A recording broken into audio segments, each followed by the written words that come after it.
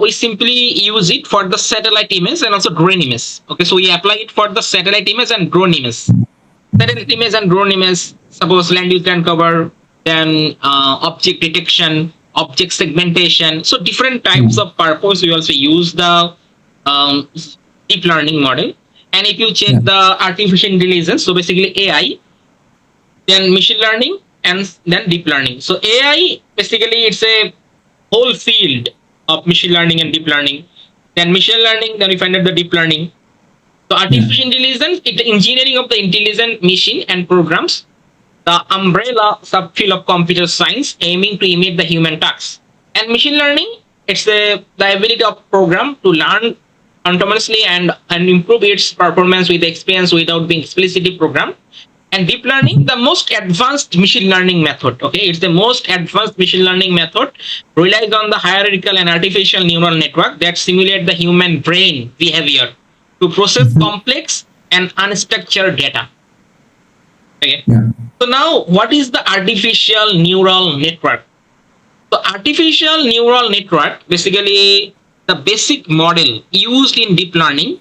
It is inspired by the human brain. Okay, so human brain have the lot of neuron. So inspired by the human brain, and it's the basic model using in deep learning.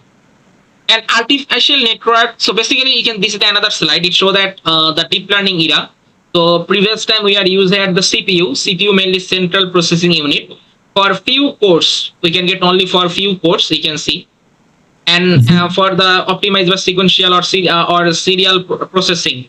But now we also use the GPU. Okay, GPU more advanced. So it's a graphic processing unit. Thousands of highly efficient cores optimized for rapid, iterative, and parallel processing. Okay, so that's why in the deep learning we are just use the GPU. Okay, the GPU is simply used. Okay, in our not CPU. CPU have some problem. You can see it's few cores.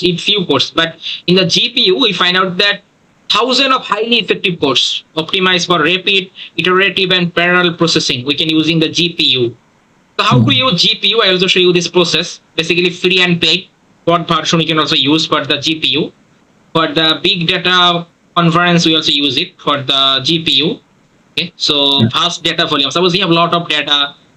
Your data set is more big. The internet provider massive. An unstructured data set. You get the feed the thousand of parallel GPU cores. The depending of the AI interest. So that's why we also use the GPU.